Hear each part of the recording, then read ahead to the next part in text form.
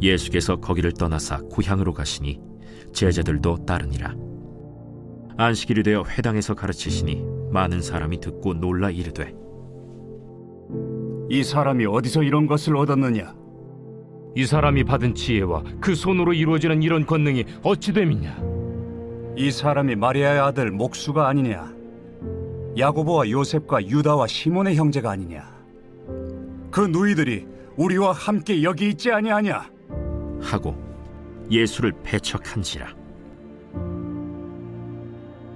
예수께서 그들에게 이르시되, 선지자가 자기 고향과 자기 친척과 자기 집 외에서는 존경을 받지 못함이 없느니라.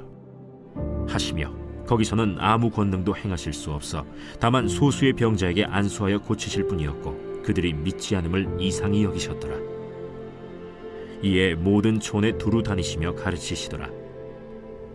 12 제자를 부르사 둘씩 보내시며 더러운 귀신을 제어하는 권능을 주시고 명하시되, 여행을 위하여 지팡이 외에는 양식이나 배낭이나 전대의 돈이나 아무것도 가지지 말며 신만 신고 두보롯도 입지 말라.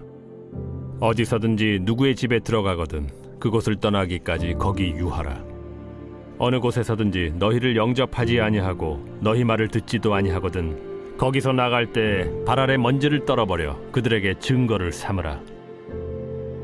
하시니 제자들이 나가서 회개하라 전파하고 많은 귀신을 쫓아내며 많은 병자에게 기름을 발라 고치더라.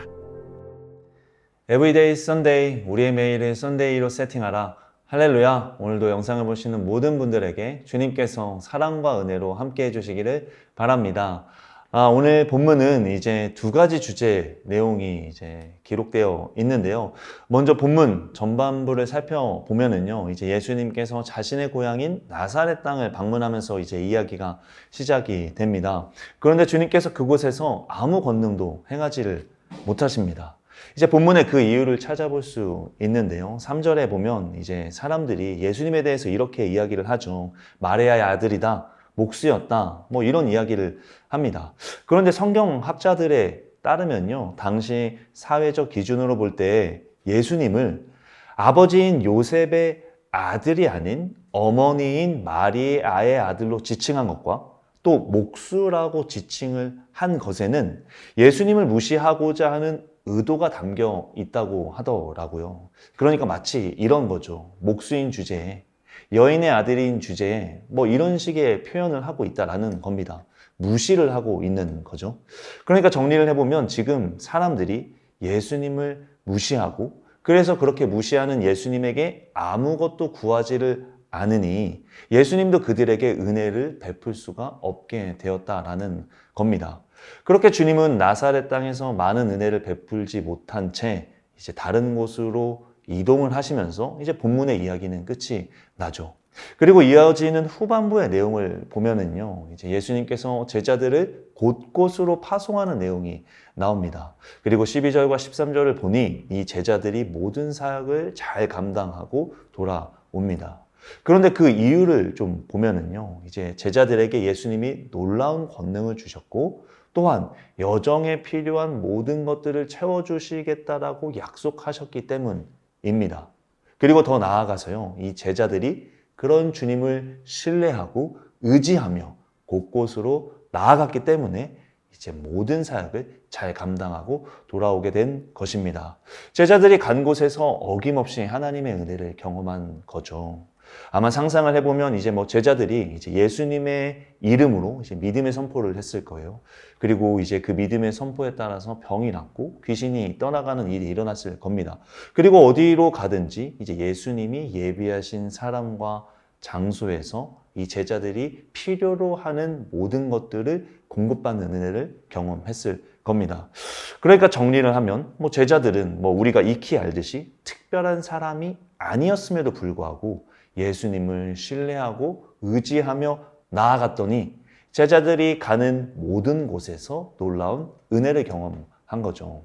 그러니까 오늘 본문을 한 번에 정리를 해보면요, 예수님을 무시한 나사렛 땅 사람들은 그 나사렛 땅에서 예수님의 은혜를 경험하지 못했고, 예수님을 신뢰하고 예수님에게 도움을 구하며 나아간 모든 지역에서는 예수님의 은혜를 경험하게 된 것입니다. 본문을 묵상하면서 이런 생각이 들었습니다. 우리에게도 나만의 나사렛 땅이 있을 수 있겠다 하는 생각이요.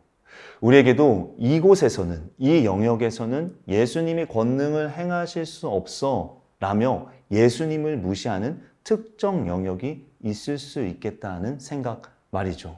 예를 들면 이런 겁니다. 우리 가정에서 하나님이 어떻게 일하시겠어? 우리 회사에서 어떻게 하나님이 권능을 나타내시겠어? 우리 학교에서는 하나님이 일하실 수 없을 거야. 또 관계의 영역에서 어떻게 하나님이 도우실 수 있겠어? 진로의 영역에서 하나님이 섭리하실 수는 없지. 학업의 영역은 하나님의 도움이 임하는 곳이 아니야. 이런 생각들을 하게 될 때가 있다라는 거죠. 그래서 그 영역에서는 하나님께 은혜를 구하지 않게 되는 거죠. 그런데 본문을 통해서 알 수 있는 사실은 무엇인가요? 나사렛 땅에서 하나님의 은혜를 경험할 수 없었던 것은 하나님에게 권능이 없었기 때문이 아니라 사람들이 하나님을 무시하고 하나님에게 나아가 은혜를 구하지 않았기 때문인 겁니다. 반면 어떤 곳에서도 어떤 영역에서도 제자들은 하나님께 나아가 하나님의 도움을 의지하며 그곳에 갔더니 하나님의 은혜를 경험할 수 있었습니다. 마찬가지입니다. 우리는 모든 영역에서 하나님께 도움을 구하면 그곳에서 하나님의 은혜를 구할 수 있습니다. 오히려 우리가 어떤 특정 영역에서 하나님의 은혜를 경험하지 못하는 것은 그 영역에서 하나님이 일하실 수 없다라고, 하나님이 권능을 행하실 수 없다라고 하나님을 무시하기 때문일 수 있다라는 거죠. 혹시 영상을 보시는 분들 중에서 나만의 나사렛 땅을 가지고 계신 분이 있으신가요? 그래서 그 영역에서는, 그곳에서는 하나님이 섭리하실 수 없다라고 생각을 하고 계시지는 않으신가요? 그래서 하나님에게 나아가지 않고 하나님에게 도움을 구하지 않는 분이 있으신가요? 그런 영역을 가지고 계신 분이 있으시냐고 여쭙는 것입니다. 저도 그런 생각을 가졌던 영역이 있었습니다. 그런데 여러분, 하나님은 모든 영역에서 하나님으로 존재하십니다. 모든 영역에서 하나님은 우리에게 은혜를 베풀어 주실 수 있는 분이다라는 의미입니다. 그러니 모든 영역에서 하나님을 신뢰하고 의지하며 하나님에게 도움을 구하며 하나님께 나아가는 우리 모두가 되기를 주님의 이름으로 축복합니다. 그리고 그렇게 주님께 나아갈 때 주님께서 우리의 모든 영역에서 섭리해 주시고 우리에게 은혜를 베풀어 주실 것을 믿습니다. 기도하도록 하겠습니다. 주님, 우리의 모든 영역이 하나님의 주권 아래에 있음을 믿는 그 믿음을 우리에게 허락하여 주시옵소서. 그래서 모든 영역에서 하나님을 신뢰하고 하나님을 의지하며 하나님께 은혜를 구하며 나아가는 우리 모두가 되게 하여 주시옵소서. 그래서 그렇게 주님께 나아갈 때 주님께서 우리에게 은혜를 베풀어 주시옵소서.